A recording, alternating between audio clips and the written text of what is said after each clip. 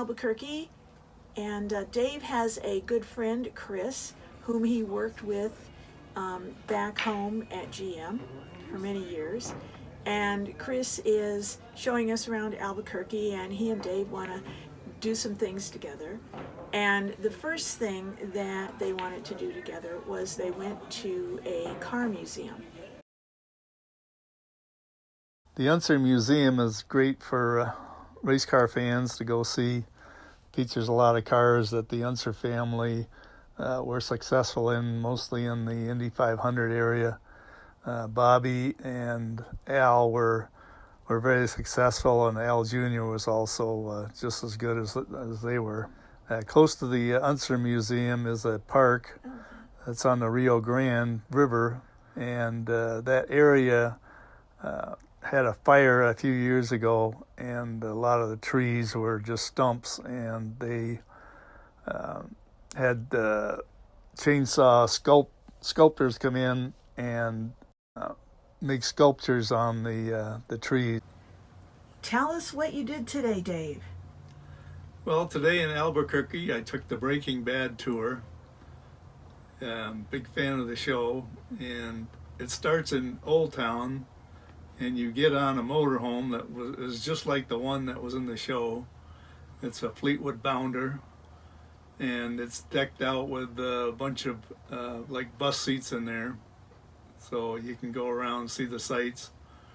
The first sights were right by Old Town. There's a beautiful neighborhood of older homes there, and you saw Jesse's parents' home and Benke's house, and you saw the house that burnt down in Better Call Saul, which was Jimmy's brother's house, and there was a couple of other houses in there that featured in both shows.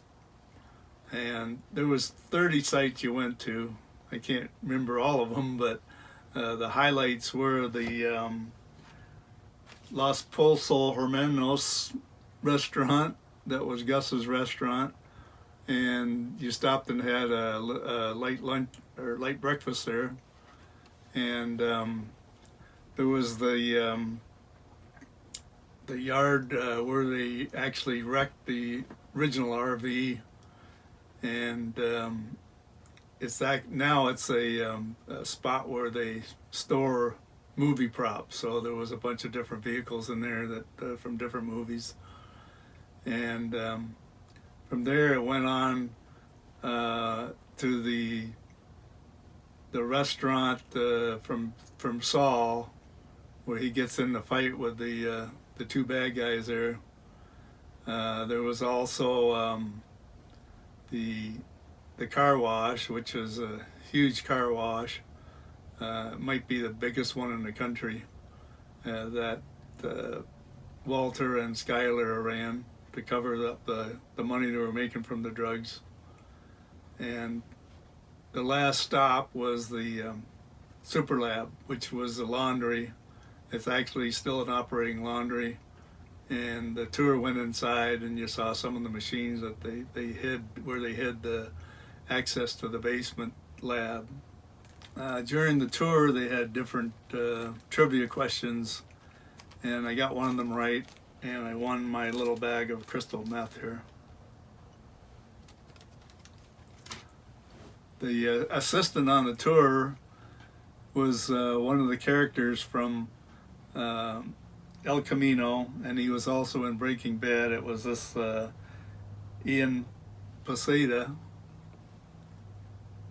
and he was a little chubby kid in the show. Now he's a young thinner man, and he's going to be going to school pretty soon. So it was a really interesting tour. I really enjoyed it, and I would recommend it to anybody that's a Breaking Bad fan. We went with Chris on the Sandia Peak Tramway. It takes you up to the crest line of the Sandia Mountains. It's actually the largest aerial tramway in the Americas. It took us up to over 10,000 feet.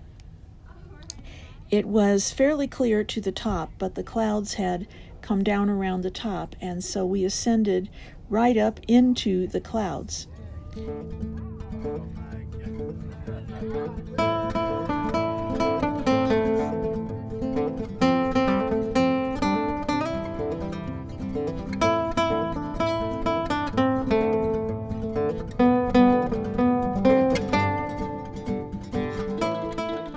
When we got to the top, there was snow on the ground. It was cold, and our visibility was quite limited for a while. It did clear for a little while, so we could see some of the land below. This gal was underneath the tram doing some kind of maintenance, and it was interesting the way she was tethered so she didn't slide down the mountains. And this is the trip back down.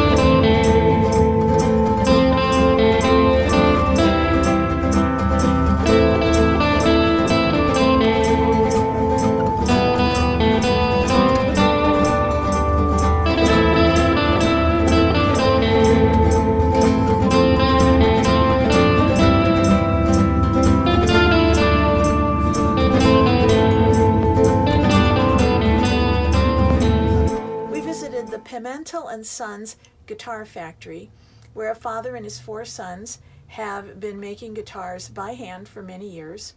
They're completely by hand. Their guitars are all one of a kind, and they are all made for an individual. So I got fascinated by this, and I was talking to Rick Pimentel, who was in there, and I told him, I love playing guitar. I have a difficult time with my hands and the way I use the guitar and the neck. So he handed me a guitar, and he watched me play, and he is making me a guitar that has the width of the neck that I need for ease of playing, the body that I need to fit like into my body, and he is actually watched the way I use my thumb and put pressure on the back of the neck, and so he's making the neck for my thumb and the way I use the guitar. The other unusual thing about this guitar making company is that they use turquoise and coral as inlays in their guitars, and I love the beautiful turquoise color, so my guitar will have a beautiful turquoise inlay around the circle around the O hole, and it will have turquoise pins.